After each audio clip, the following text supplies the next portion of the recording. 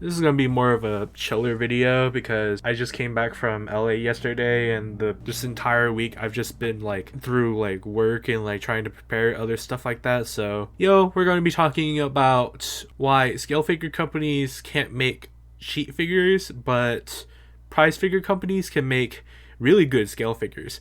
So what made me want to talk about this is when Good Smile Company during Wonder Festival or Wonder Hobby, something like that, one of those two, they announced a new pop-up parade line called the L and the XL series. I will read verbatim what they posted about this line. In response to fan requests for larger figures in the pop-up parade series, Good Smile Company is rolling out two new figure lines, the Pop-Up Parade L and the Pop-Up Parade XL. Like the standard Pop-Up Parade line, Good Smile Company is planning to make both L and XL figures available at a price more available than scale figure counterparts of comparable sizes. L figures standard price being 6,900 yen and XL figures being 2,300 yen. Stay tuned for more info. What made me kind of angry about this was like first of all, who the fuck requested for this shit? Like, if you look through any of your Instagram comments, like, all of them are asking for reruns for certain Nendoroids that haven't been come out yet, or they're asking for re-releases for scale figures that you haven't done yet. Like, nobody out here asking for larger pop-up parades.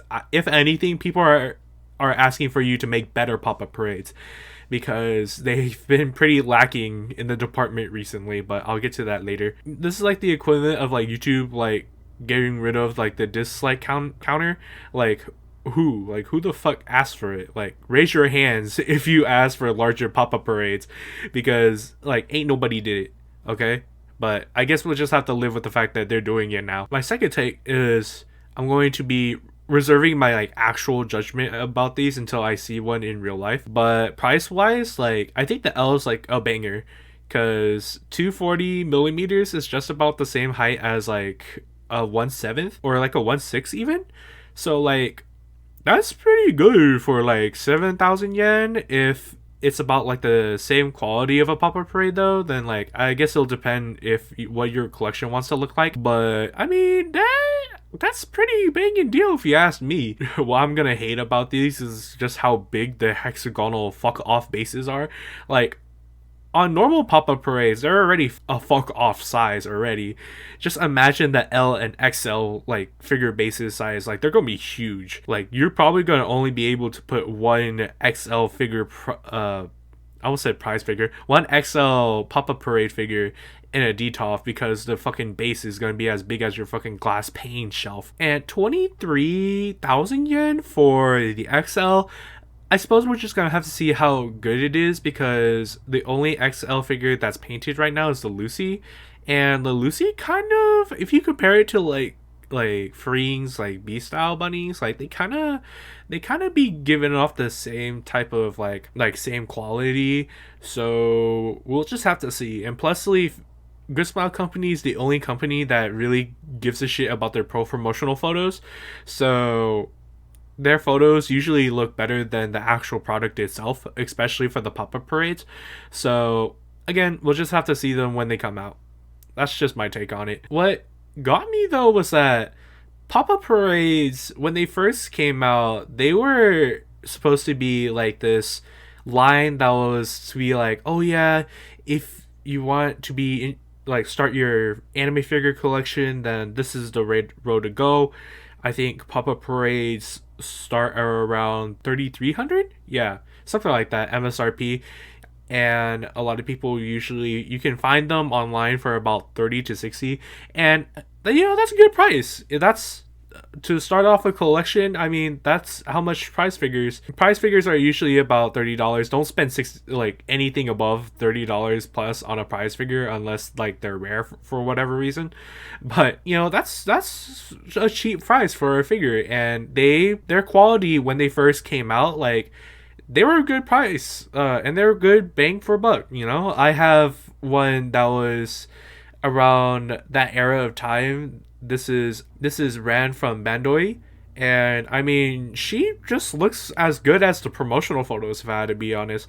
The only thing that I don't like about it is how big and fuck off this base is. But other than that, like, this was good. And a lot of more modern pop-up parades, they've been lacking either in the pose department or just in the quality department. A good example would be like the Fate pop-up parades. They're just like, most of them are just like standing there menacingly, like most of them like at least have their weapons, even for prize figure wise. Like, they at least are doing something. Like, why are they just standing there? And a lot of them have been having like quality control issues, or just like straight up they just look bad.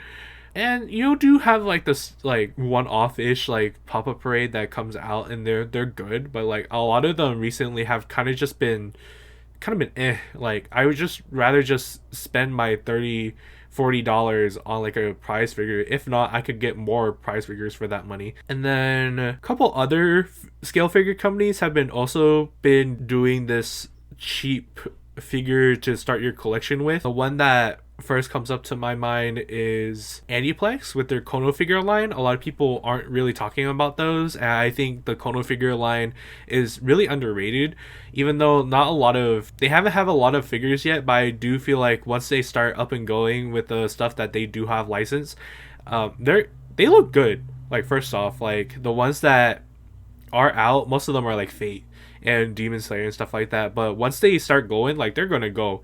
I think MSRP on Kono figure line, it starts from like $50. If you see Kono figures, a lot of people will price them about $50 to like $80, and I think that's a reasonable price for Kono figures, because they're good. They're good quality.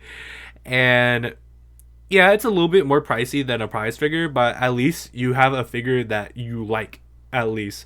And down the line, it'll stand up to whatever your collection will evolve into, or it's just going to be like a good, like, just like stand off like one figure. Then I mean, like, more power to you. It's good. And I also like to shout out Kadokawa, that they are doing this, I think it's called KD Cole Light series. I don't know if they're gonna keep doing it, because I know that the Amelia just bombed, which, I mean, like, look at her, like, she looks ugly. Ain't nobody gonna order an Amelia figure that looks like this. Like, first, I don't know why Kadokawa thought it was a good idea to make her face look like that, and also her pose. Like, there's so many other Amelia figures that look better than this at around the same price point, if not cheaper. So I don't know what they were doing there. So I don't know if they're gonna keep doing that or not, but I mean, more power to you. So those are like the scale figure companies trying to like market cheaper figures. And overall, I feel like more cheaper figures is always a better thing, even if whatever Good Smile is doing over there with pop-up parades, I don't know what the fuck they're doing over there, but the act of trying to let more people into the hobby is always a better thing. And we've seen with these prize figure companies, we have Furyu, who's been doing the FNEX line since back in 2018, I believe, where they did the Magical Mirai Miku 1/7 scale, and ever since then they've been doing the Magical Mirai Mikus, and they've also been doing just the FX line in general. Like, that's their scale figure premium line. Taito recently, last 2 years ago, announced that they're doing Spirit Trail, and I've heard so on Spirit Trail's quality, but they're just starting out, and I think Taito's bread and butter really is just prize figures and nothing out of that realm, if I had to be honest. Whenever they have a Ichiban Kuji, their figures kind of bomb, and whenever they try to do something else that's above a prize figure, that usually doesn't do very well. So I think once Taito has more experience in the making of scale figures, then I think they'll start looking better. And I'm just gonna hope and pray that the Korone that I pre-ordered looks good, because she's really cute. So we'll just have to see about that. And I know that Sega has recently made their own like their own like premium scale figure line called S-Fire. A lot of them are like the typical, oh, it's my hero, oh, it's Demon Slayer, oh, okay. I think there's even one of Sonic, which, you know, is Sega. If anything, I'm surprised that Sega hasn't made any more Sonic figures.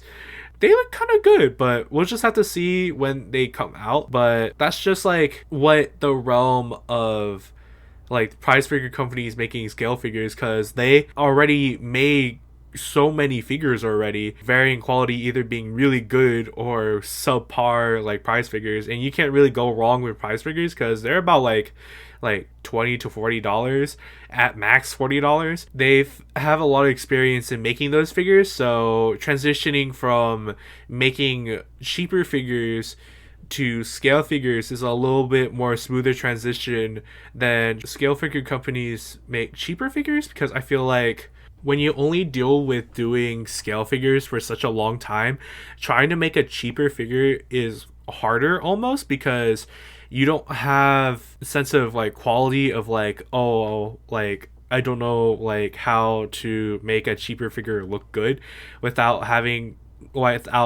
like going hard at it. You know what I'm saying? Like obviously prize figures aren't going to be out here looking better than some scales figures, but unless they're like pretty bad, like I think most prize figures from Taito, Furyu, and Sega look better than like B-full figures, that's for sure. But you know what I'm saying? Like Taito figures aren't going to be beating out scale figures made by Good Smile Company anytime soon. But Good Smile Company, I think they don't have that line of quality of balance yet, you know what I'm saying?